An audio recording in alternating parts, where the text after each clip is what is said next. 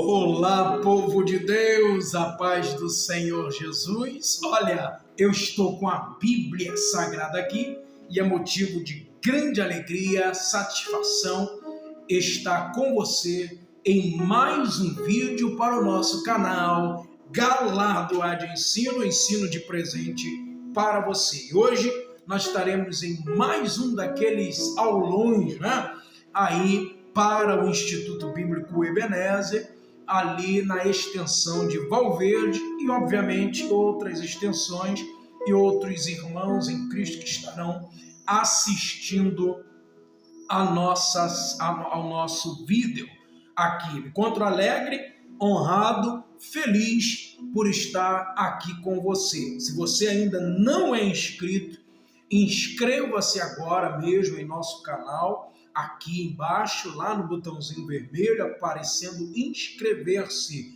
Você clica ali, inscreva-se em nosso canal, depois você vai até um sininho do canto superior direito, geralmente fica no canto superior direito, você vai lá no sininho, coloque lá, ativando o sininho, colocando em todas, para você não perder nenhum dos nossos vídeos. Eu te peço também que compartilhe esse vídeo com o maior número de pessoas, também curtindo, comentando, e aí nos ajudando a crescer mais um pouquinho para a glória e honra do nome do Senhor Jesus, e também nos ajudando. Deus em Cristo abençoe sua vida.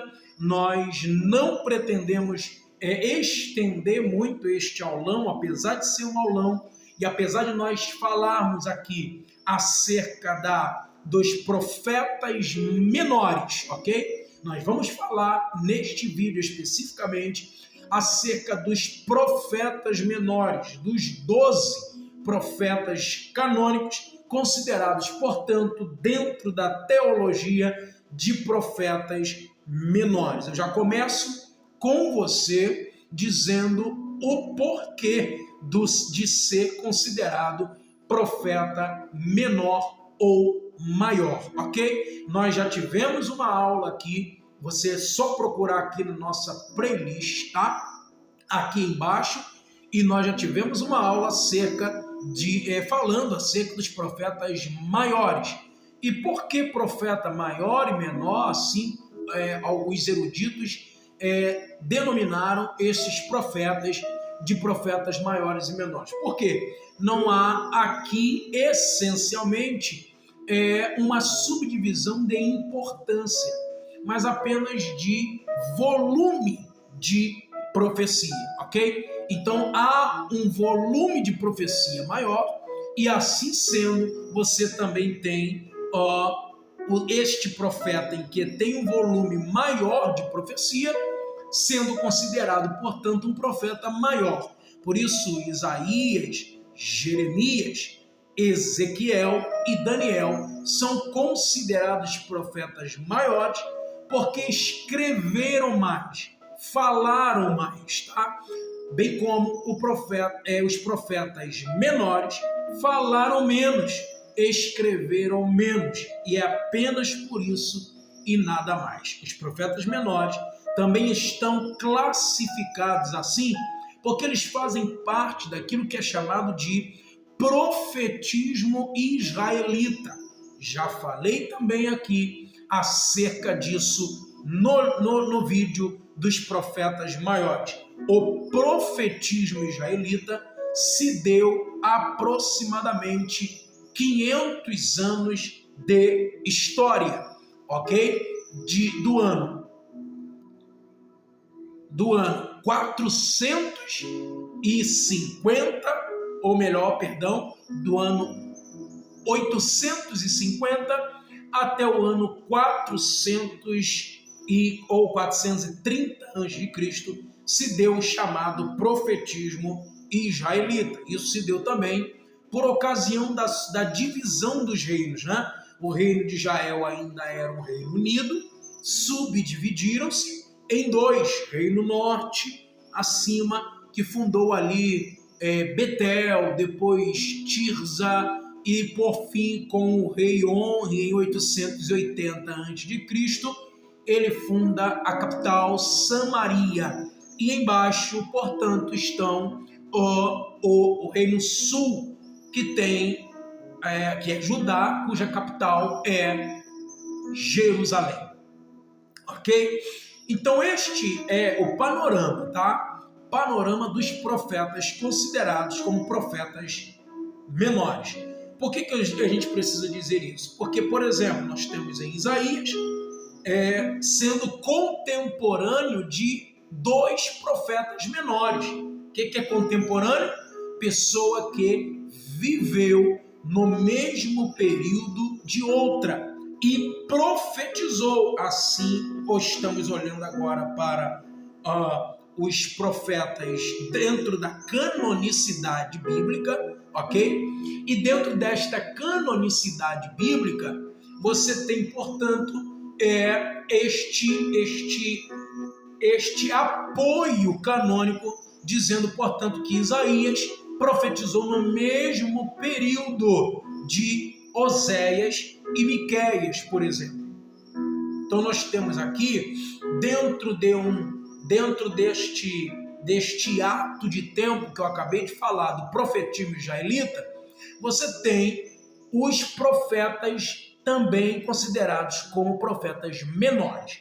Então os profetas menores são 12, tá? Que não estão classificados assim na Bíblia hebraica, na chamada Tanakh, ok? A chamada Tanakh, isto é, a Torá, o Nebirim e o Keturim, eles não são considerados como individuais, mas eles apenas são colocados ali como os 12, ok? Os 12. Eles estão na categoria dos 5 rolos, tá? Os 5 rolos ali dentro da Tanakh. Isso na Bíblia hebraica. Na Bíblia cristã protestante, nós temos, portanto, os livros que foram considerados assim pelos maiores pares, né, da igreja, como livros inspirados por Deus no Antigo Testamento, que só foi aceito como canonizado apenas em 398, tá? Em 398, em 398 a.C., tá? E esses feitos, digamos assim, foram, portanto, incluídos estes 12 profetas. Quais são eles? Canonicamente, estão colocados desta forma: Oséias, Joel, Amós, Obadias, Jonas, Miqueias, Naum, Abacuque, Sofonias, Ageu, Zacarias e Malaquias. Então nós temos, por exemplo, o livro de Oséias, o profeta Oséias, profetizando em torno do ano 755 ao 715 a.C. Joel está profetizando no ano 840 a 830. Amós, do ano 766 a 755. Obadias profetizou por volta do ano 840. Jonas, 760. Miqueias, do ano 740 a 710. Naum, do ano 630 ao ano 620. Abacuque, no ano 606. Sofonias, no ano 630. Ageu, no ano 520. Zacarias, do ano 520 ao ano 470. E Malaquias, de 430 a 420 a.C. Então, observando este panorama cronológico, digamos assim, né? Melhor dizendo, temporal, né? Cronologia, panorama temporal, nós vamos observar que eles não estão necessariamente em ordem cronológica, né? Ou seja, a cronologia está se referindo aos eventos em si e não ao período dos profetas propriamente dito, tá? Por esse motivo, às vezes, você encontra alguns profetas, como eu acabei de citar, e depois você pode voltar neste momento para saber mais detalhes acerca das datações, né? E você pode voltar neste momento para compreender melhor este ponto, tá ok? Então nós vamos observar, eu vou colocar para vocês aqui, de acordo com a cronologia temporal, ok? Com a cronologia temporal. Então, eles não estarão compilados agora, como eles estão compilados lá no cano das Sagradas Escrituras do Antigo Testamento. Isto é, trocando em miúdos, eu vou começar aqui a trabalhar com vocês os 12 profetas menores, baseando-me pelo tempo, pela cronologia temporal. Por esse motivo, eu separei em 3 blocos de 4 profetas. 3 blocos de 4 profetas. Então, nós vamos falar aqui, primeiro, sobre Oséias, Naum, Sofonias e Amós, tá ok? Oséias, Miqueias, Naum e Sofonias, melhor dizendo. Oséias, Miqueias, Naum e Sofonias, ok? Então nós temos aqui, dentro da nossa Bíblia Sagrada, o livro de Oséias. Então Oséias, Miqueias, Naum e Amós estão, de certa forma, paralelamente ligados no tempo, tá? No tempo, na cronologia temporal, e não necessariamente espacial ou conterrânea, tá bom? Ou contemporânea. Então, eles estão necessariamente ligados a uma cronologia temporal, ok? Temporal. Então, nós vamos lá, Oséias. Oséias, o que significa Oséias? O nome Oséias significa salvação, tá? É o profeta do século 8º a.C., nós acabamos de citar aqui mais ou menos a cronologia, o tempo, né? E outra coisa, você vai depender muito, tá? Da fonte em que você está. Por exemplo, eu tenho aqui a fonte da cronologia dos profetas menores,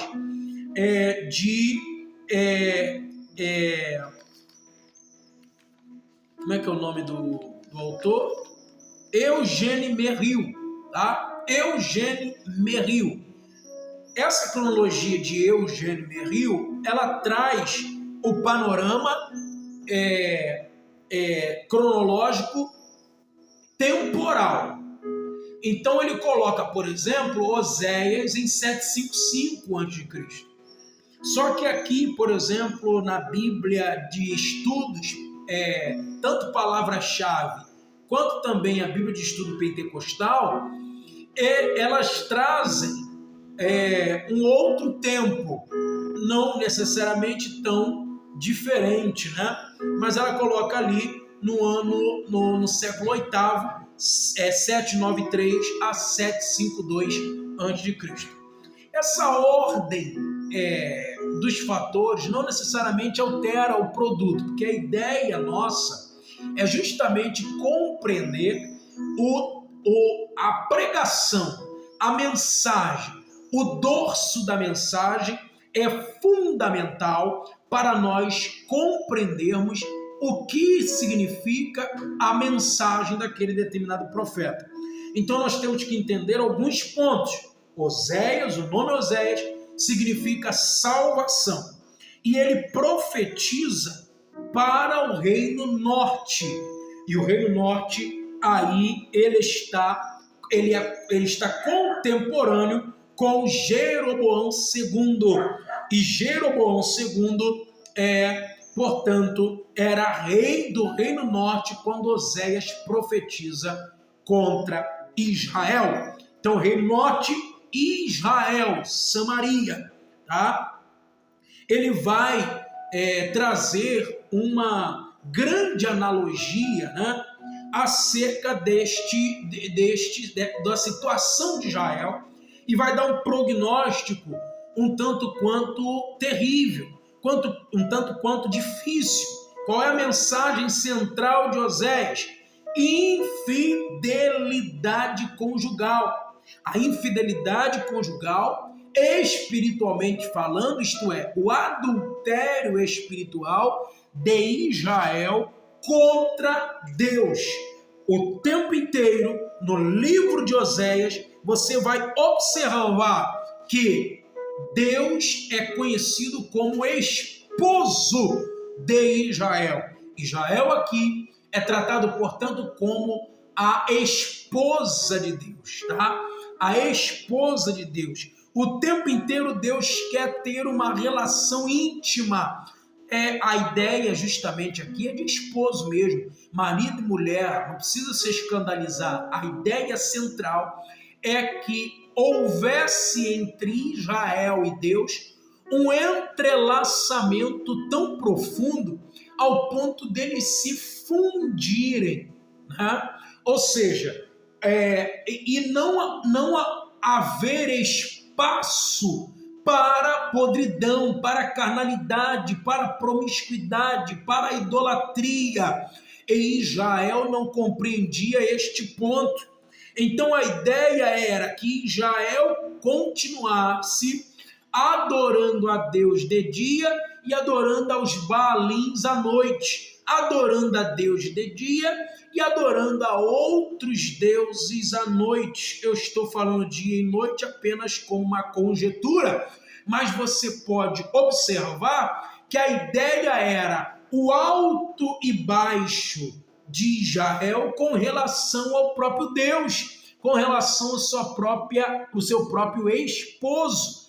A relação que Deus queria era justamente uma relação de fidelidade. Só que vem Oséias profetizando acerca de Israel. Israel é aquele povo que está infiel. Qual é a ideia?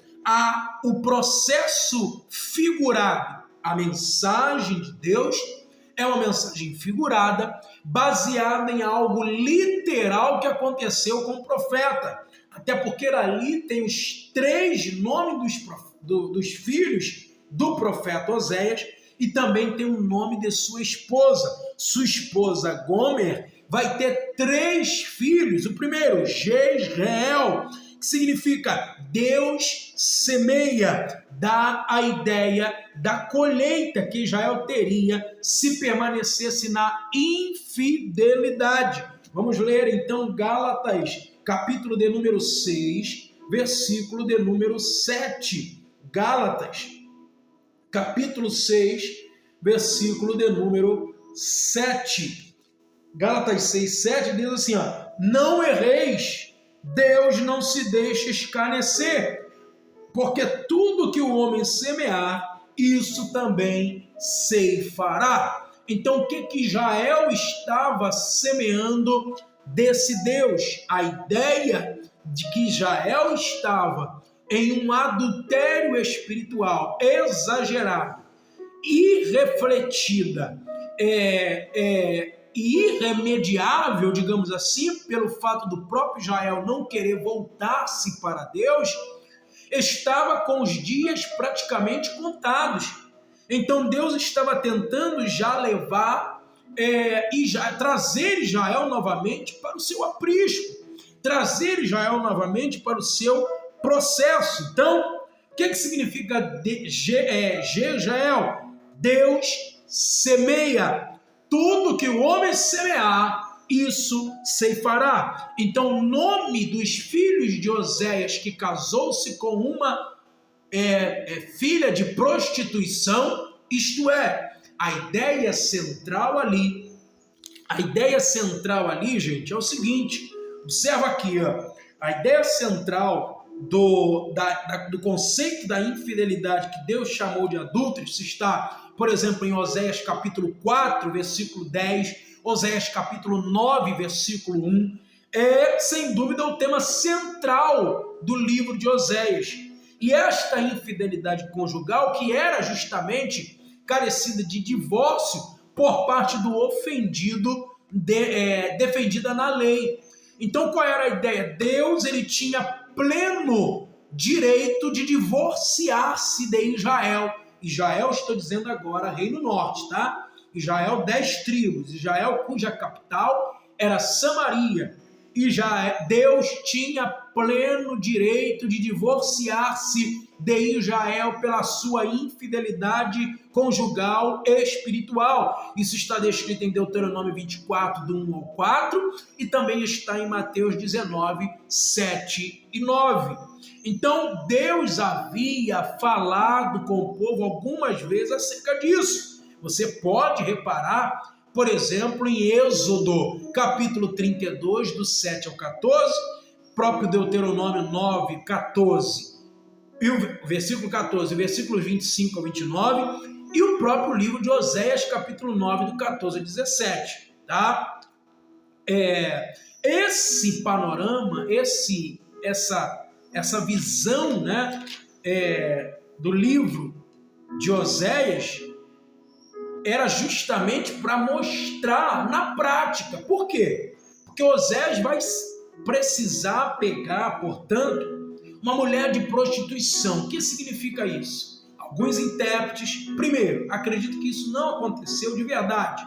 Foi apenas uma figura, ou seja, uma analogia que Deus não iria, pelo seu caráter, Deus não iria fazer com que o profeta fosse num prostíbulo e pegasse uma mulher. A bem da verdade, e que o termo original hebraico no livro de Oséias para isso, traz a ideia de que não, na realidade, Oséias não foi até um prostíbulo. Ele casa-se com uma mulher direita, ela se perde no meio do percurso e se perde na prostituição. Tá dando para entender? Quando ela se perde na prostituição, Deus ele manda, inclusive, o profeta, isso segundo alguns intérpretes, tá? Não é o meu parecer, é segundo alguns intérpretes. Segundo alguns intérpretes, baseado no texto original hebraico que está sendo usado no livro de Oséias, na realidade ele não foi lá pegar uma mulher de prostituição. Ele casou-se com uma mulher que aparentemente era direita, mas que se perdeu na prostituição. Então, ele vai receber a mensagem de Deus dizendo: vai lá, pega uma mulher de prostituição e casa-se com ela. Agora, no meu ponto de vista, este ponto não faz muito sentido, justamente porque o texto bíblico no livro de Oséias está dizendo que é para ele ir e pegar uma mulher de prostituição. A ideia aqui, o que dá a entender, não ferindo o texto bíblico, é o seguinte: Oséias vai até um lugar de prostituição, tá? Um lugar de prostituição, e tira a mulher de lá. Casa-se com ela e ela fica bem, ela fica direita. Ok? Ela fica direita. E, consequentemente, esta mulher vai ter filho com Oséias, mas logo em seguida ela vai se perder. Quando ela se perde novamente, ela volta às antigas práticas. Ou seja, prostituição é só uma referência, mas isso está acontecendo com o profeta de verdade, tá? Isso está acontecendo com o profeta de verdade. É só uma referência tipológica para a representação de como Israel estava espiritualmente. Ela estava como uma pessoa prostituta. Ela estava como uma mulher prostituta que ia após outros deuses. Então, Jezreel significa Deus semeia ou Deus planta, é a mesma coisa. 1 Reis, 2 Reis, melhor dizendo, capítulo 10, versículo 1 ao 14, está relacionando ali o massacre de Jezreel com relação à dinastia de Jeú, Oséias capítulo 1, versículo 4 e 5, que se cumpriria em Zacarias, o rei, segundo Reis, capítulo 15, do 8 ao 12, tá? Se cumpriria ali em Zacarias, ou seja, praticamente o Israel sucumbiu, já era, acabou. Você vai ver isso principalmente quando a Síria vai subjugar Israel e vai levá-lo para a Mesopotâmia. Então Israel, praticamente como 10 tribos, sucumbe, perdeu-se completamente. Tá? Temos mais 2 nomes rapidamente aqui para não ficar muito longo, tá? Lo-Ruama. Lo-Ruama significa não amadas. Isso está também em Oséias 1:6. Deus não levaria mais em consideração a promessa feita a Abraão e deixaria de demonstrar amor pelo favor da aliança. Quem é que se lembra aí, vendo esta aula, né, tendo este aulão agora, quem é que se lembra aí, lá de João o Batista no Novo Testamento, quando ele diz para os fariseus que aproveitavam a sua fama de filhos de Abraão para acharem que este título lhes dariam o céu, a entrada para o céu. Poderia viver de qualquer forma, de qualquer maneira, que daria o título e a entrada para o céu. Título de filho de Abraão. Só que o que João o Batista vai dizer? Não diga, sou filho de Abraão, porque até destas pedras Deus pode suscitar filhos a Abraão. É óbvio e evidente que ali também estava uma relação, uma referência, uma analogia, uma tipologia, também da nossa situação como igreja, como gentil, como povo gentílico, tá? Ali estava também esta situação, mas o contexto aqui é o mesmo. Não levaria mais em relação, Deus não levaria mais em consideração a aliança abraâmica para o povo, porque já estava cheirando nas narinas do Senhor como um cheiro ruim. Era um pecado abominável, a idolatria. A idolatria era um pecado altamente abominável, tá bom? Era um pecado altamente abominável. Tá? Era um pecado altamente abominável. Então isso também está descrito no livro de Oséias. O terceiro filho de Oséias chama-se Lo-Ami, ou seja, não meu povo. Oséias capítulo 2, versículo 1. O que significa isso? Significa que Israel não seria mais o povo exclusivo e o único escolhido. Olha só que tristeza isso, que situação terrível, situação complexa, situação complicada.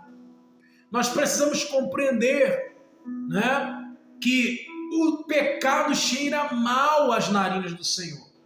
Então Deus levantou Oséias para que pudesse reivindicar para si novamente o seu próprio povo. Só que o povo não quis e então acabou chegando o seu fim, o seu final. Tá ok? Então, basicamente, gente, é isso. Tá? Basicamente, o livro de Oséias está relacionado diretamente com o conceito, deixa eu chegar mais pertinho de vocês aqui, né? Com o conceito de infidelidade conjugal, tá bom? Em que Deus estava tentando fazer com que o povo voltasse, mas eles mesmos não quiseram voltar-se para Deus, ok? Então, depois de Oséias, nós temos, por exemplo, Miqueias. Lembra que eu falei que eu dividi em 3 classes de 4 profetas, baseando-me ali na cronologia temporal? Então, logo depois de Oséias, viria Miqueias. tá bom? Eu estou fazendo, eu mesmo que fiz, tá? Esse ponto aqui, porque primeiro eu peguei ali alguns apanhados, né, dos grandes eruditos aí acerca das datações, e depois eu fui colocando-os mais ou menos na cronologia temporal. Então depois dele vem Miqueias. Miqueias profetizou tanto para o Reino Norte quanto para o Reino Sul, tá? Então entenda, se ele profetizou tanto para o Reino Norte quanto para o Reino Sul, e o Reino Norte caiu em 722, e Oséias também profetizou para o Reino Norte, isso implica dizer que Miqueias, no mínimo, também viveu no mesmo tempo em que Oséias, tá? Então é assim que a gente faz mais ou menos a contagem. Então o significado do nome de Miqueias, quem é como Jeová? Ou seja, Miqueias, que também tem uma raiz para Micaías, e que também tem uma raiz de Miguel, né? Quem é como Deus, quem é como Jeová, foi contemporâneo de Oséias e de Isaías. Lembra que eu falei agora há pouco? Então ele profetizou o período de dois reis, dos reis Jotão, Acais e Ezequias de Judá, e foi, junto com Isaías, importante para a reforma espiritual que foi imprimida ali por este último profeta, ou seja, por esse último rei, Ezequias. Ezequias imprime uma reforma, assim como Josias também vai imprimir posteriormente outra reforma, tá? E isso já de Judá. Só que ele profetiza Miqueias tanto para o reino norte quanto para o reino sul, tá?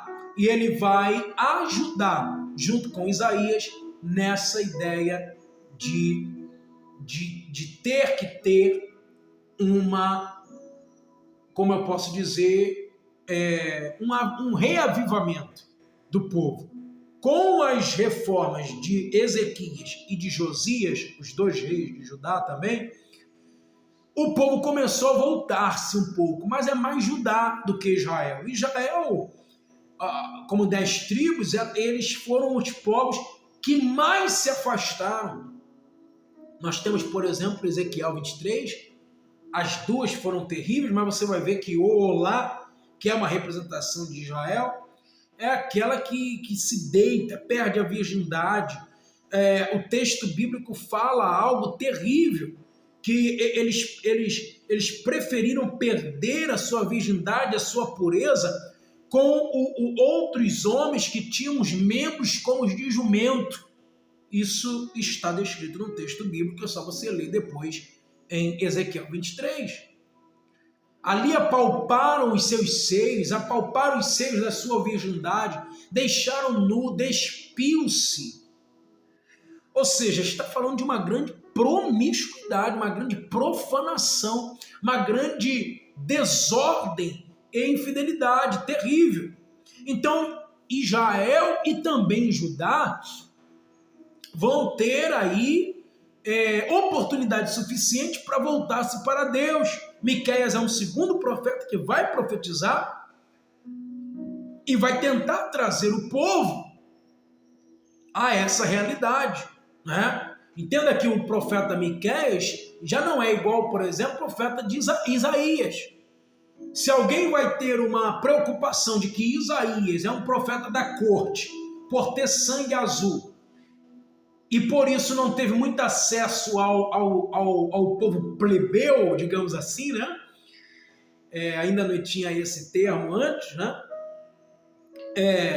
Mas Deus levanta Miqueias, que Miqueias é do campo, né? Ele já era mais fazendeiro, já era agricultor, ele já era agropecuarista, né? Deu para entender? E ele vai profetizar um pouco mais para o povão ouvir, para a massa de Israel e de Judá, para que ninguém depois que perdesse, que falhasse, que perdesse a guerra, que perdesse a batalha, que fosse sucumbido, que extinguisse do mapa, não pudesse chamar o próprio Deus de ingrato, né? de injusto. Não, eles tiveram várias oportunidades. Então, Miqueias, inclusive, testemunhou, ele foi testemunha ocular da queda do Reino Norte, como eu acabei de dizer, em 722 a.C. Tá bom? Então, quando Israel cai em 722 a.C. e Miqueias é testemunha, Miqueias vai pegar este acontecimento da irmã de Judá, como está descrito também em Ezequiel 23, da irmã de Judá, e vai, portanto, dizer mais ou menos assim: olha, vocês precisam prestar atenção agora, porque o que aconteceu com Israel, como 10 tribos, já estava sendo profetizado há algum tempo e eles não ouviram. Agora, basta vocês ouvirem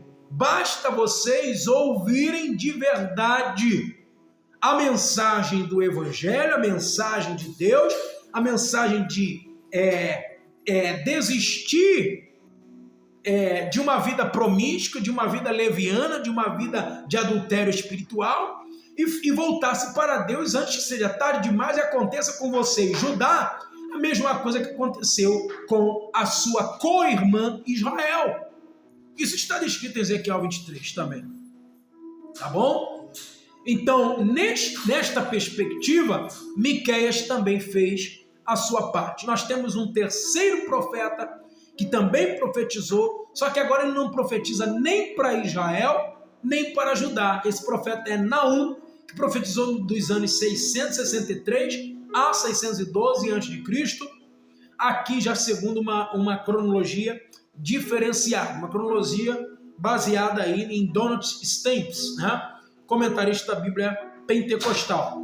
Esse Naum profetizou, ele é natural de Elcom, que é a identificação identificada por 3 cidades em Judá, e profetizou a queda iminente da Síria, mais precisamente de Nínive, sua capital. É isso mesmo, é aquela mesma Nínive que Jonas vai ser enviado justamente para poder pregar uma primeira vez, e Jonas, portanto, ministra ali. Nós conhecemos também, nós vamos falar um pouquinho mais dele daqui a pouco, mas depois Naum vai para profetizar realmente a queda iminente, isto é, não havia mais solução e possibilidade alguma da Assíria, que foi instrumento de Deus para, se não me falha a memória, o nome do rei da Síria, na época era Assurbanipal, e esse rei vai subjugar Israel, assim como Deus usou Assurbanipal para ir em direção a... perdão, não foi Assurbanipal, foi Tiglat-Pileser III. Tiglat-Pileser III, ok? Este foi o rei assírio que foi em direção a Israel, como 10 tribos.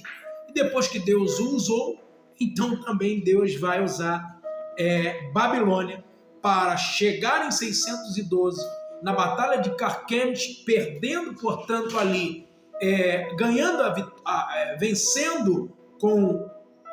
vencendo o Egito na Batalha de Carquemes, e então tornando-se ali a maior potência mundial da época de então. Ok? Então Naum, ele profetiza contra a Assíria, ok? Contra a Assíria. Ou seja, a vinda de Nabucodonosor em direção à Síria. Nós temos também Sofonias, que profetiza dos anos 640 a 609 a.C. Profeta filho de Cus, que profetizou para Judá nos dias de Josias, lembra? Sofonias também foi um que ajudou aí, né, a imprimir este grande avivamento, esta reforma do rei Josias de Judá. Então, mas ele profetiza não só para Judá, mas para alguns outros povos também adjacentes a Jerusalém. Moabe, Amon, Filístia, Egito e Assíria. Sofonias era de linhagem real, mas era portador de uma mensagem forte e dura contra os líderes de Israel. Então ajudou sem dúvida a restauração de Judá, como eu já havia falado, imprimir ali também junto com Josias a sua grande reforma. Que reforma era essa? Reforma religiosa, tá? Uma reforma espiritual, uma reforma que fazia com que o povo realmente voltasse aos deuses. Josias tirou os postes, chamado de postes ídolos, né? Isso está descrito em 2º livro dos Reis. Os postes ídolos, o que eram postes ídolos? Era como se fosse como eu posso dizer? Como se fosse não é um istmo. Não é um istmo. Istmo é outra coisa. Não sei se o nome é obelisco, aquela como se fosse um poste mesmo, mas muito alto, né? Que tinha muito no tempo antigo, tá? Que hoje tem esse nome que me falha a memória agora. Mas a ideia era essa, de um poste muito alto, muito elevado, em que todo mundo venerava ali os ídolos que estavam cunhados naquele material. Então, Josias ele arranca estes postes ídolos e faz com que o povo voltasse a adorar apenas ao Deus Jeová, ao Deus que os tirou da terra do Egito com mão forte, com braço estendido. A mensagem principal é: arrependam-se, o dia do Senhor vem, tocará toda a nação e só os remanescentes de Israel e os que estiverem espalhados escaparão. Ok? Então, essa é a mensagem. Bem, na verdade, é que a mensagem central de todos os profetas, tá? Dos profetas menores eram estas, né? Os profetas menores, todos eles tinham este centro, este eixo da mensagem era arrepender-se, voltar ao primeiro amor, praticar as primeiras obras, né? Deixar a idolatria, deixar o adultério espiritual, que é justamente o conceito da idolatria.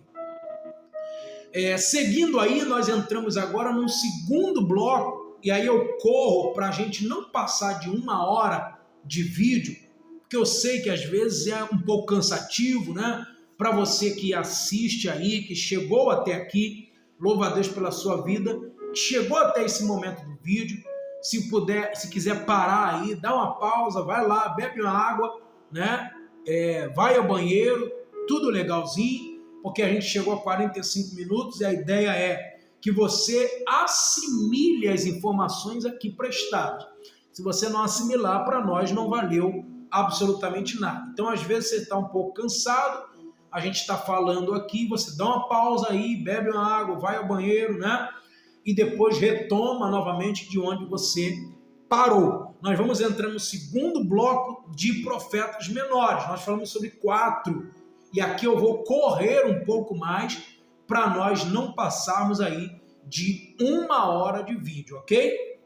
Então nós temos aí mais o segundo bloco, mais 4 profetas que nós vamos falar. Nós vamos falar sobre Amós, Joel, Jonas e Obadias, ok? Nós vamos falar, portanto, de Amós. As passagens mais conhecidas de Amós, se você quiser depois, né? Você vai abrir aí para a gente não perder tempo. Você vai abrir posteriormente na sua casa. Mas eu vou abrir só um texto aqui, ó. Amós 3, versículo 3. Lembra disso? Andarão 2 juntos se não estiverem de acordo? Ou seja, quem nunca falou essa frase? Quem nunca falou esse texto? Então é um texto muito conhecido, quer ver? Outro versículo conhecido é o versículo 7. Certamente o Senhor Jeová não fará coisa alguma sem ter revelado o seu segredo aos seus servos, os profetas. Então é mais ou menos aquela frase que a gente fala: Deus não faz nada sem antes nos revelar. Ou seja, é daqui que sai este texto. Nós temos outros textos, próprio Amós capítulo 7, versículo 14 e 15, tá bom? Então você lê em casa depois e nós vamos aí avançando. Portanto, o nome Amós quer dizer carga ou carregador. O único personagem com este nome no Antigo Testamento, tá? Então, o que era Amós? Amós era fazendeiro. Você pode perceber que a maioria dos profetas, praticamente 95% dos profetas, todos tinham ocupações. Deus não chamava absolutamente ninguém simplesmente desocupado. Ele chamava a partir de suas ocupações para largarem e assumirem a postura dentro dos seus ministérios. Então isso que é lindo em Deus. Deus chamava pessoas tanto da corte de Israel, da corte egípcia, da corte, de qualquer império daquela época, mas também Deus chamava fazendeiro, criador de sicômoros, boiadeiros. Deus chamava pessoas simples dentro das suas ocupações. Então Amós era um fazendeiro, homem de negócios em Judá, tá bom? Era um fazendeiro. Aqui, inclusive, você tem alguns estudiosos acreditando que Amós era um homem abastado. Apesar de aqui o nome estar fazendeiro ou carregador, como o nome dele pressupõe, ele não era assim um escravo. Alguns estudiosos, tá? Ele não era um escravo, ele não era uma pessoa subalterna. Ele era um homem de negócios, tá? Que cultivava, também trabalhava na questão da agropecuária, tá bom? Então, isso também é fundamental. Alguns vão acreditar isso, outros, pelo nome dele, vão acreditar que ele era apenas um fazendeiro, ou ali, como se fosse um caseiro da fazenda, aquele que cuida da fazenda para o dono, ok? Alguns entendem de uma forma, outros entendem de outra, por causa tanto do nome quanto de sua própria profissão. Ele profetiza uma mensagem de condenação, olha aí que eu acabei de dizer, de juízo contra o reino de Israel, o reino norte. Veja que Oséias profetiza para o reino norte, Amós profetiza para o reino norte, Joel profetiza para o reino norte. Então nós temos aí vários profetas sendo levantados por Deus para profetizarem para o reino norte, sem que eles pudessem ter, portanto, a desculpa de que não ouviram a voz de Deus, tá ok? Joel, na realidade, profetiza para Judá. Perdão aí, eu falei que Joel profetiza para o reino norte, não, profetiza para o reino sul, Joel. Mas Amós e Oséias profetizam para o reino norte. Amós era natural de Tecoa, a 10 quilômetros ao sul de Belém. Com isso, foi um profeta de Judá que profetizou para Israel. Acabei de falar, ele morava em Judá, mas Deus o levantou para ir até Israel. Profetiza dentro dos anos 766 a 755, por volta de 11 anos de ministério. É considerado contemporâneo de Jonas e Oséias, considerado leigo, pois não tinha antecedentes proféticos. O que era o leigo aqui? Era aquele que, dentro de sua família, digamos assim, não tinha nenhum histórico, nem de sacerdote, nem de profetas, ok? Então, no tempo de Amós, Uzias era rei de Judá, ok? E Jeroboão II de Israel. 6 nações vizinhas também receberam a proclamação de juízo: Damasco, Gaza, Tiro, Edom, Amon e Moabe. Então, ele profetiza contra sua pátria, Judá, mas é Israel, em Betel. Lembra que eu falei que Israel tinha alguns como eu posso dizer, alguns nomes que também eram considerados como capitais. Então passou por Betel, passou por Tirza e por fim foi então a capital Samaria, ok? E que será alvo da maioria das profecias. Então nós temos em Amós, capítulo 2, versículo 4, uma referência a Judá, mas a maior parte, isto é, o profeta Amós profetizou majoritariamente para Reino Norte, ok? Então nós vamos para Joel, aí profetizou para o Reino Sul. Seu nome significa Jeová é Deus, é uma junção, né, da palavra do tetragrama hebraico, YHWH, com o prefixo El, tá ok? O prefixo El. Então, Joel significa Jeová é Deus. Passagens mais conhecidas você tem aí, próprio Joel 2, 28 e 29, que fala a respeito, nos últimos dias, diz Deus, derramarei do meu espírito sobre toda a carne. Profetizou para Judá quando Joás era rei. Sua mensagem para Judá é dura e descreve, como outros profetas, né, o dia do Senhor. Que dia do Senhor era esse, né? O dia do Senhor em que ele iria descer com ira, descer com juízo, tá? O dia do Senhor, inclusive, aqui a gente poderia fazer outro vídeo falando acerca apenas do dia do Senhor. Mas como não dá tempo, nós vamos fazer um breve link entre Joel 2, 28 e 29 com Atos dos Apóstolos, em que Pedro, no capítulo 2, né, em que Pedro vai falar a respeito do que aconteceu ali na descida do Pentecostes, tá? Alguns intérpretes vão entender que esta profecia de Joel 2, 28 e 29 se cumpriu apenas parcialmente em Atos 2. O que pressupõe aqui é que estes teóricos acreditam que Pedro interpretou como se uma parte daquela profecia acontecesse naquele momento. Como se fala de profecia, como se fala de Espírito Santo, então Pedro entendeu que aquele evento de Atos 2 fosse exclusivamente o que aconteceu em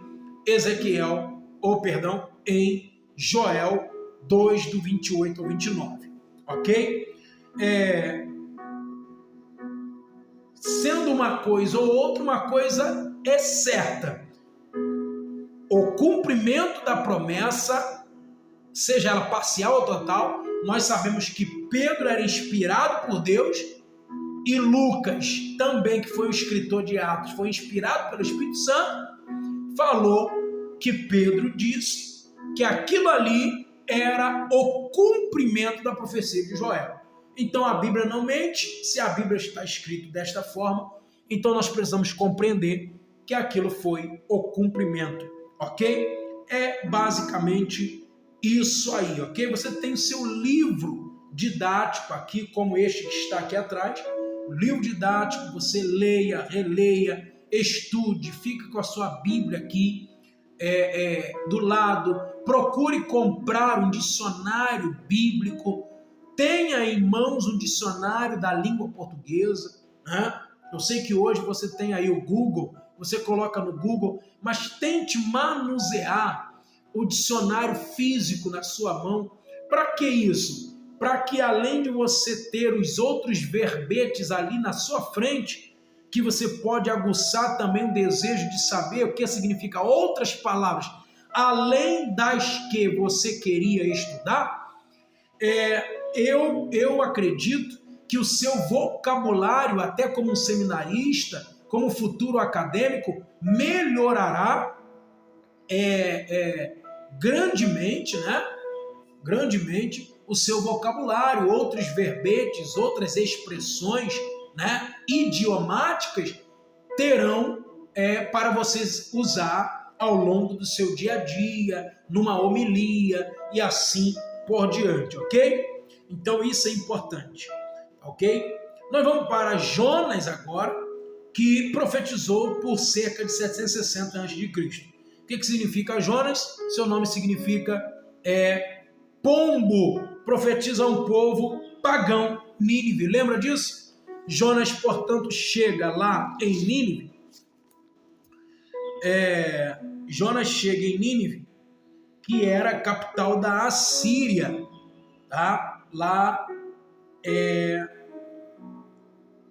a mesma Assíria que levou Israel, Reino Norte, cativo, no tempo de Jeroboão. Seu ministério seguiu o de Eliseu no aspecto temporal, né? Talvez você nunca ouviu isso, ou não soubesse disso. O profeta Jonas, ele vem logo depois do profeta Eliseu. Esse mesmo sucessor de Elias, né? Então isso está descrito em 2 Reis, capítulo 13, versículos 14 ao 19. Todo o livro de Jonas é lembrado. Todo o livro de Jonas, todo o livro é lembrado. Mas capítulo 1, versículo 17, vamos ler aqui rapidamente. Capítulo 1, versículo 17 de Jonas, declara a entrada no ventre do peixe e a sua estadia lá por 3 dias e 3 noites. Ainda em 2 Reis, capítulo 14, versículo 25, ali vai falar que Jonas, era filho de Amitai e que era morador da vila de Gat-Efer, tá bom? Agora, olha só que interessante, ó. Aqui em Jonas, capítulo 1, Jonas 1, abrir aqui rapidamente,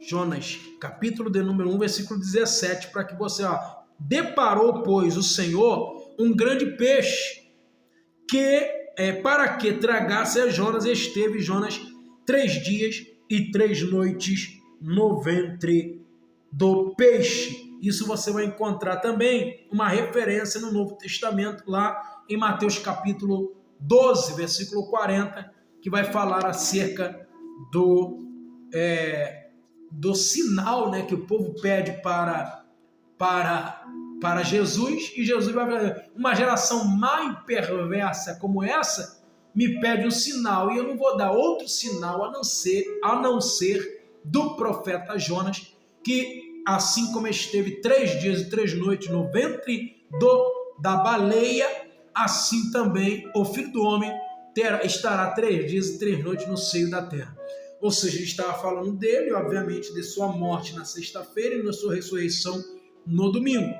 Tá bom? Então isso aqui tem uma referência. A Igreja Católica Apostólica Romana tem até uma Bíblia ali de estudo católico romano, chamada a Bíblia de Estudo Ave Maria, em que no livro de Jonas eles colocam como se fosse uma fábula, tá? O livro de Jonas não aconteceu na sua legitimidade, na sua literalidade, tá ok? Para eles, o livro de Jonas é apenas uma ficção, tá? É uma história, é uma analogia construída a fins didáticos para que o povo pudesse compreender aquele que desobedece, o que pode acontecer, tá?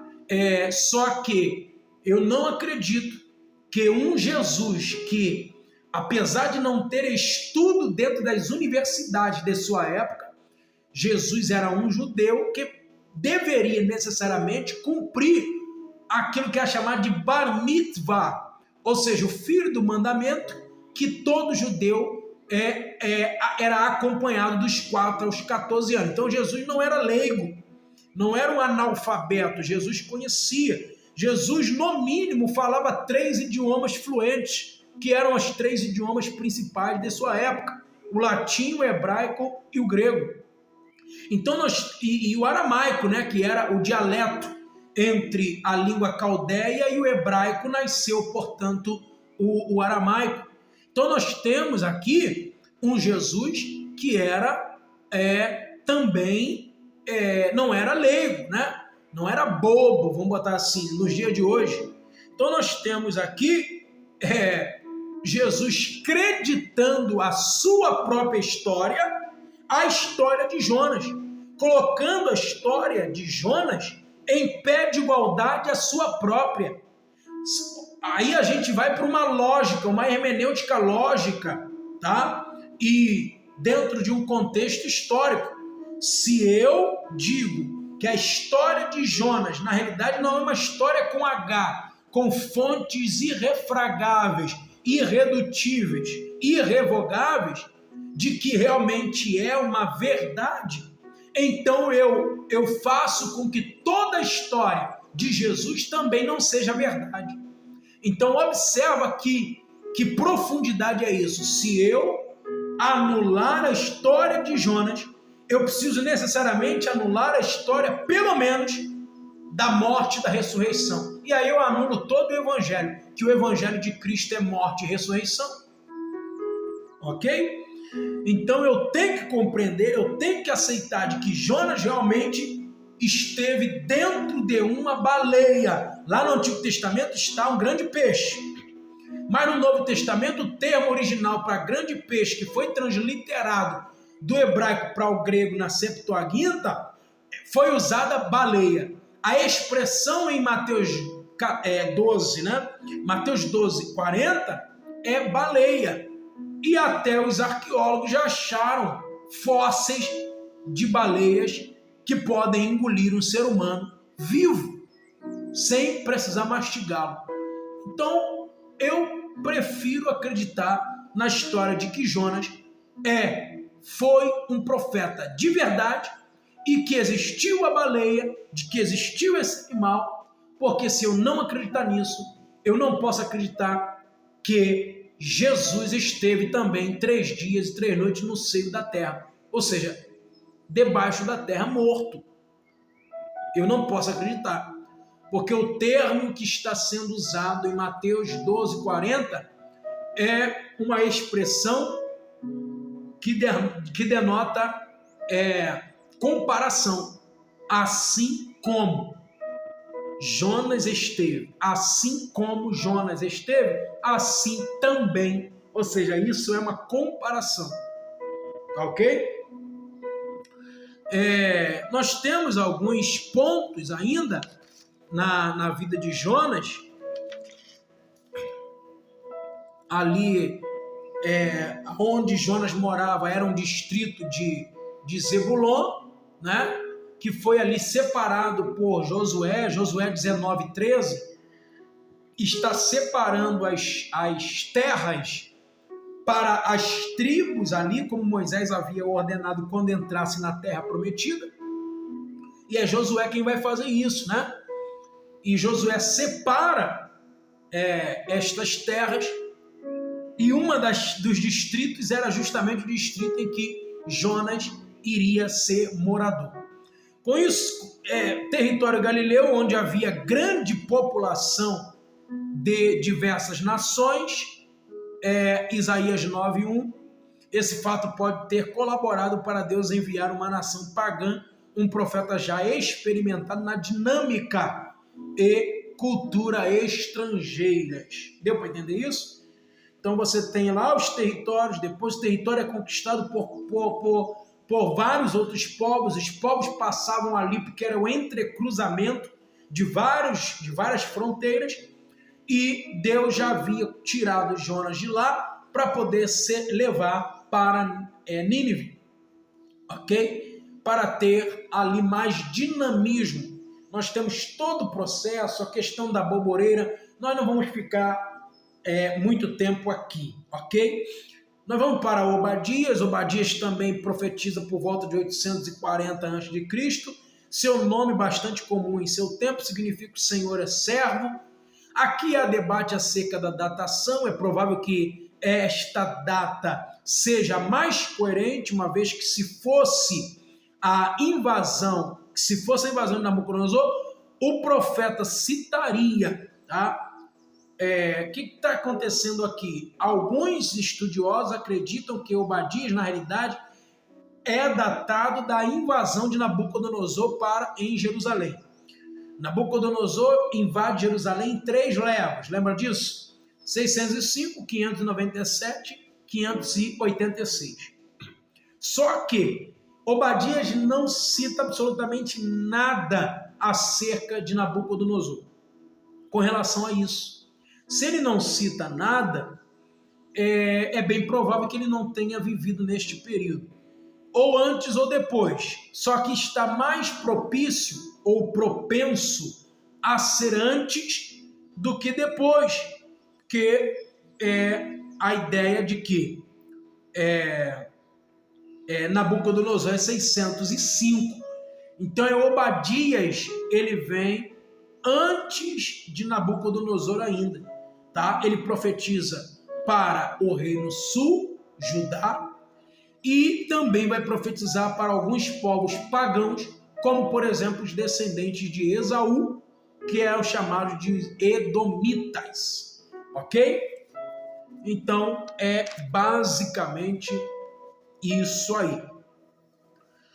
Nós temos agora a entrada dos 4 últimos profetas. É aquele último bloco que eu falei que dividi os profetas aí, ok? O último bloco dos profetas, nós vamos falar sobre Abacuque, Ageu, Zacarias e Malaquias. Veja que eu tentei colocar dentro de uma ordem temporal, tá? Nem sempre vai dar certo, tá bom? Nem sempre dá certo. Essa questão do tempo, da cronologia. Em alguns livros você tem cronologia, em outros não. Então, nem sempre dá certo, ok? Vamos lá. Abacuque é o primeiro profeta deste terceiro bloco de profetas, terceiro e último bloco para nós fecharmos aqui. O que é Abacuque? Abacuque significa abraço. Foi chamado como profeta, mas exercia o ofício de poeta também.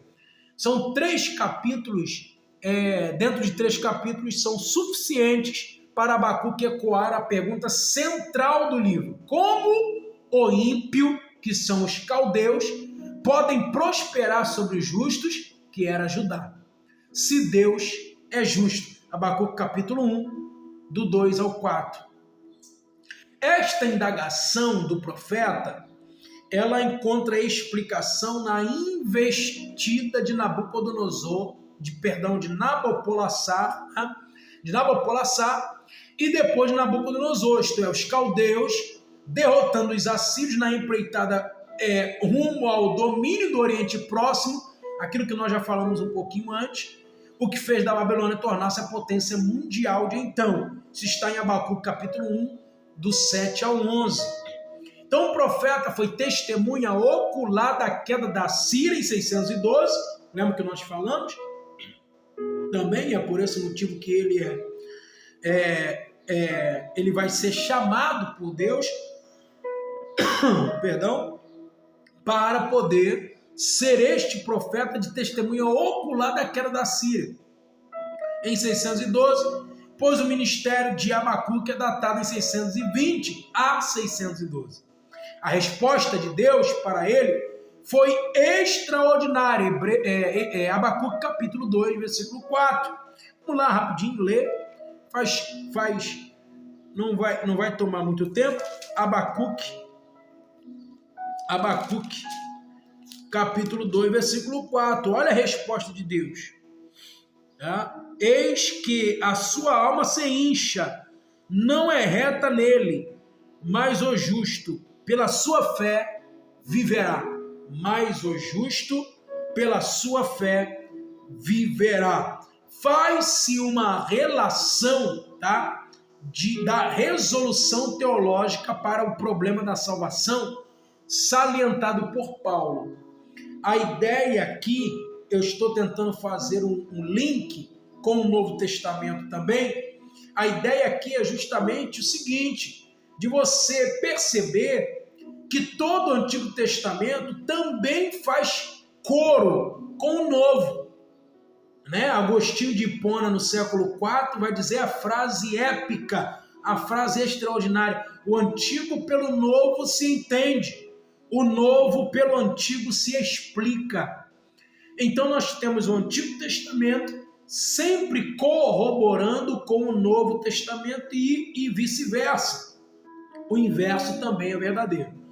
Então nós vamos observar que Abacuque está falando sobre o justo pela fé viverá. O que significa isso? Porque no primeiro capítulo ele vai dizer o seguinte: o justo sofre e o ímpio se engrandece. Quem é o justo? Os judeus. Quem são os ímpios? Caldeus. Como é que então os caldeus estão sendo beneficiados, mesmo sendo ímpios, e os judeus estão sendo amaldiçoados, mesmo sendo justos? Só que ele vai poder compreender depois que na realidade os judeus estavam distantes de Deus e não estavam sendo tão justos assim como ele pensava. Então no capítulo 2 ele entra na torre de vigia, observa um cenário totalmente corrompido, analisa o processo e faz um intercâmbio do conceito da fé para a salvação. O justo pela sua fé viverá. Ou seja, se o justo voltasse para Deus no Antigo Testamento, por meio da fé nele mesmo, ele ainda possibilitaria que Deus interviesse e ainda salvasse os judeus da condição funesta que Nabucodonosor iria deixar Judá. Claro que depois nós vamos ver que isso não vai acontecer. Judá também vai cair para Nabucodonosor, tá bom? Mas a ideia central era essa. Qual era a ideia então? Fazendo o link com o Novo Testamento, isso está descrito com relação à salvação. Isso é uma resolução teológica para o problema da salvação que Paulo salientou, é a soteriologia paulina. Paulo salientou em Romanos capítulo 1, versículo 17 e Gálatas capítulo 3, versículo 11. Salvação é por meio da fé. Ele fala isso em Efésios também. É a fé que salva, tá? Isso não vem de vós, é dom de Deus, tá? Então esse conceito está profundamente ocultado lá no Novo Testamento, que Paulo vai desvendar, que parece injusto, portanto, à luz do aqui e agora, encontra compensação perfeita no tempo da reconciliação com Deus. Quem é que diz isso? É Paul Gardner. Paul Gardner. Onde? Paul Gardner, no Quem é Quem na Bíblia Sagrada. Você puder ter este livro, deixa eu ver se eu encontro ele aqui rapidamente. Paul Gardner, Quem é Quem na Bíblia Sagrada. Não sei se vai dar para ver aí. Mas é Quem é Quem na Bíblia Sagrada de Paul Gardner, ok? Ele vai dizer o seguinte: o que parece injusto à luz do aqui e agora encontra compensação perfeita no tempo da reconciliação com Deus. Então a fé faz eu observar o que está aparente, está tudo um turbilhão, está tudo ruim, mas eu estou aguardando a promessa divina. Isto é fé. Hebreus capítulo 11, versículo 1, ora, a fé é o firme fundamento das coisas que se esperam e a prova daquilo que eu não vejo, ok? Então, basicamente, também nós temos aí uma visão bem panorâmica do profeta Abacuque. Ageu, nós sabemos muito bem, Ageu, Zacarias e Malaquias são profetas considerados profetas pós-exílio, tá? Ou seja, que vieram depois do exílio babilônico, em que o povo de Judá já está regressando do cativeiro, já regressou, melhor dizendo, do cativeiro babilônico, porque eles regressam em 538, né? 536 a.C. 538, 536 a.C., com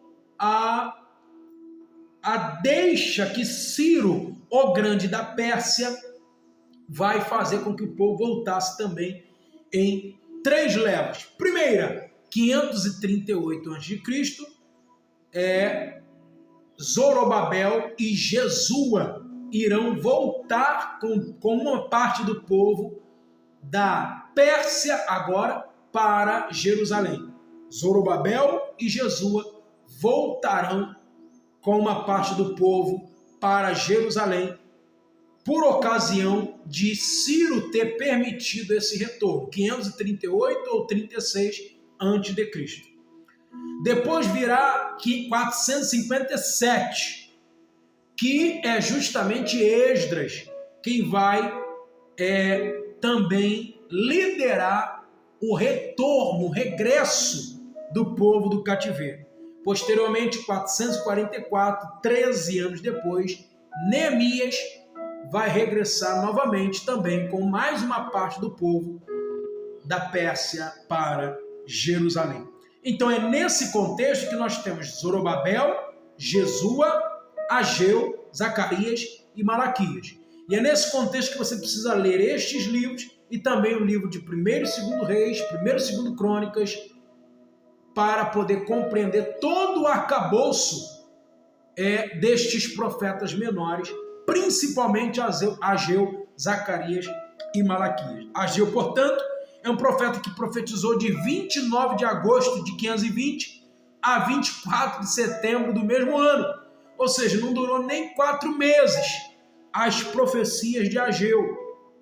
Ageu e Zacarias são contemporâneos e não apenas contemporâneos, eles são conterrâneos também. Eles estavam no mesmo tempo, mas também no mesmo espaço. Então eles profetizam juntos. Tá?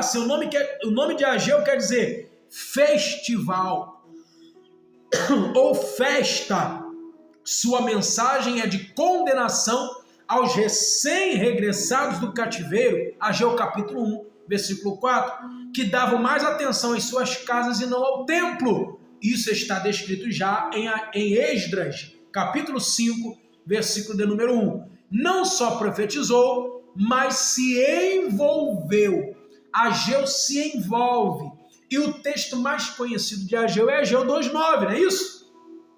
A glória desta última casa será maior do que a da primeira, diz o Senhor dos Exércitos, e neste lugar darei a paz, diz o Senhor dos Exércitos. Porque você sabe muito bem que o povo tinha construído ali aquele templo, muito menor e menos suntuoso do que o templo de Salomão, e a galera estava lembrando. E então Ageu vai profetizar: olha, quem viu esta casa na sua primeira glória e está ainda com preocupação, por que este não é mais com ouro, com prata, com pedras preciosas, com diamante, com marfim, com cristal no chão, para as pessoas pisarem?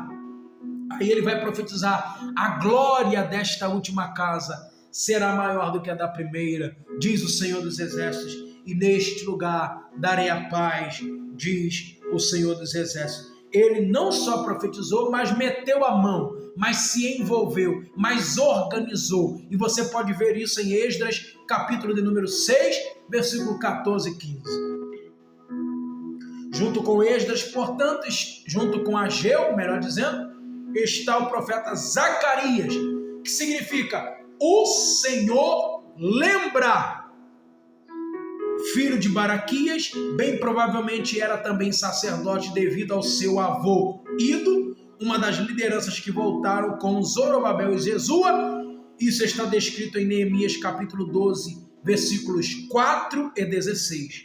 Explica-se também pela quantidade de vezes que citou essa questão, que citou, né? A quantidade de vezes que citou, eu estou falando de Zacarias, tá? Quantidade de vezes que Zacarias citou algo relacionado a sacerdócio. Vamos lá? Zacarias capítulo 3, versículos 1 ao 5, capítulo 4, do 1 ao 6, versículos 11, capítulo 4, versículo 11 ao 14, capítulo 6, versículo 9 ao 15, capítulo 8, versículos 18 e 19, capítulo 14, versículos 16 ao 21.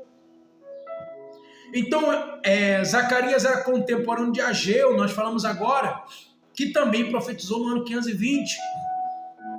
Só que a diferença é que Ageu parou no ano 520 mesmo, e Zacarias estendeu um pouco mais até o ano 518. Portanto, foram 2 anos de ministério. Não confunda a morte desse profeta Zacarias com o citado por Jesus em Mateus 23, 35. Lembra? Quando ele vai falar que Jerusalém mata os profetas, apedreja os que te são enviados. Aí Jesus está falando acerca de muitos profetas que Deus enviava e eles matavam. Mas iria ser cobrado o sangue de todos os profetas, desde Abel até Zacarias, que foi morto entre o altar. Que Zacarias é esse? Não pode ser confundido com este Zacarias aqui. Porque Jesus se referia a Zacarias, também profeta, mas filho do sacerdote Jeoiada, morto violentamente por ordem do rei Joás, que está descrito em 2 Crônicas 24, do 20 ao 22. Por que Jesus faz isso? Porque Jesus está citando a Tanakh. O que era a Tanakh? Mais uma vez vou repetir, né? Desculpe o pleonasmo aí, né? Mais uma vez vou repetir. Se já é repetir, é mais uma vez, não é verdade? Então, eu vou agora repetir para vocês. A Tanakh é o Antigo Testamento dos judeus. Torá, Nebirim, Keturim. Então, se ele está citando Abel aparece em Gênesis, que faz parte da Torá. E ele vai citar Crônicas, que é o último livro canônico judaico, ou judeu. Então está certo isso. Ele está citando um personagem de Gênesis e outro personagem de Crônicas. E não necessariamente ele está citando Zacarias como profeta. Está dando para entender? Até porque se ele quisesse ir de ponta a ponta do cano, ele deveria citar Malaquias e não Zacarias. Está dando para entender isso aí? Ele cita então Zacarias aqui. Mas qual é o Zacarias? Zacarias de Crônicas, que morreu violentamente com o rei Joás. Crônicas 24, 20 ao 22. Tá bom? Então não vamos confundir isso aí. Ok? Zacarias tem vários textos, nós já falamos alguns, e alguns textos também que ele usa como textos apocalípticos. Zacarias também tem um alto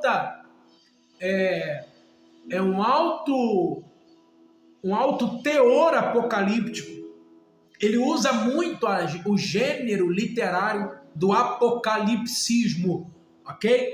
Ele usa esse gênero literário aí, como Zacarias 14, por exemplo, que tem relação direta com a vinda de Jesus lá depois da Guerra do Armagedon, ok?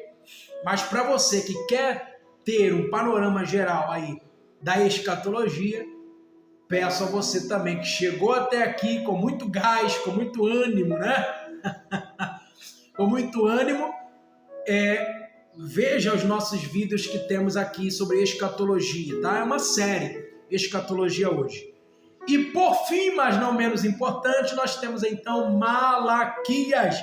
Malaquias significa meu mensageiro, ou ainda mensageiro de Iavé. A data também é uma interrogação, pois o próprio profeta não data muita coisa. Aquilo que eu falei, o problema do Antigo Testamento. O que sobra é tentar desvendar pela própria mensagem. Então Malaquias tem uma mensagem firme, de conserto, pois o povo tem quase meio século de retorno e continuam se corrompendo e adulterando espiritualmente contra Deus. Então nós temos, por exemplo, o problema da corrupção, Malaquias capítulo 1, versículo 6 ao 14. Nós temos o problema do divórcio, Malaquias 2, do 10 ao 16. Nós temos ainda no profeta Malaquias, ele profetizando contra o casamento misto. e também foram faladas por Esdras. Então nós temos ali Esdras capítulo 9, do 1 ao 4, Esdras capítulo 10, do 1 ao 4, e Neemias também falou sobre divórcio e casamento misto. O que era o casamento misto? Casamento entre mulheres que não eram do mesmo povo, do mesmo clã, da mesma linhagem, do mesmo povo de Deus. E o divórcio? Eles estavam trocando a mulher da sua mocidade por outra mais nova, por aquela que não havia defeito algum. Alguns acreditam, inclusive, que está relacionado diretamente ao corpo da mulher. Alguns. Outros acreditam que seja qualquer tipo de defeito. Qualquer tipo de defeito. E quem é que determinava o defeito? Era o homem. Se o homem quisesse colocar qualquer defeito na mulher, ele colocaria. Eles estavam fazendo do divórcio algo trivial, né? Algo supérfluo. Então, isto era proibido. Neemias capítulo 10, versículo 28 ao 31, Neemias capítulo 13, versículo 10 ao 14, Neemias capítulo 13 também, versículos 23 ao 37. Fala sobre estas coisas, estas demandas que Malaquias vai profetizar. Malaquias profetiza sobre muita coisa. O conceito ali dos sacrifícios mancos, de animais mancos, animais malhados, animais com defeitos, os dízimos, as ofertas que estavam totalmente deturpadas, e Malaquias começa a profetizar contra este povo. É impressionante a quantidade de anos que Judá precisou para entender que Deus é um Deus exclusivista. Deus, ele nos quer para si. Exclusivista no sentido de que nos quer como exclusivo, como uma pessoa, como Deus, como nosso Deus, e apenas um. Israel demorou para entender. Hoje, 2022, hoje, Israel adora apenas a um único Deus. É claro que desde o primeiro século, desde o finalzinho do período macabaico para frente, ou seja, 170 a.C. para frente, Israel já começou a adorar apenas a um só Deus e não tinha mais outro Deus. É claro que isso também vai ser um outro extremo. Israel tinha o extremo de adorar outros deuses e se igualava ao politeísmo adjacente, e ele saiu de um extremo e foi para outro extremo. Eles tornaram-se extremo-ortodoxos ou ultra-ortodoxos monoteístas extremados. Ou seja, isso vai ser um problema para que no Novo Testamento Israel entendesse que Jesus era Deus e que era o Messias prometido. Ora, aí é que é o problema. Se agora eu me curei do politeísmo e que Deus Yahvé é apenas um único Deus, como é que esse Jesus veio em carne e está dizendo que agora é Deus? Entendeu? Então isso é um problema que será alavancado. E no Novo Testamento vai ter uma dificuldade deles entenderem que Jesus era Deus, que Jesus era o Messias, que Jesus era o ungido, que era o Machia, né, do Antigo Testamento, e não vão, inclusive, aceitar Jesus como Messias, por isso aguardam-o até os dias de hoje. Ok? Entenderam até aí? Qualquer dúvida, deixa aqui nos comentários a sua contribuição, a sua ajuda. Comenta, curta, compartilha. Se não é inscrito, inscreva-se, ativa o sininho das notificações, coloque em todas, não perca nenhum dos nossos vídeos. Nós estaremos aqui postando também mais coisas, mais conteúdo para você. Claro, não com esta demanda de tempo toda, porque aqui foi um aulão, era como se você tivesse 4 aulas de 2 horas, né? Em apenas 1h30. Então, eu espero que você tenha visto este vídeo completamente E se você chegou até o final, diga eu cheguei e gostei e dá o like aí para nos ajudar em nome de Jesus. Deus em Cristo abençoe. O canal que você está é Galardoado Ensino, o ensino de presente para você.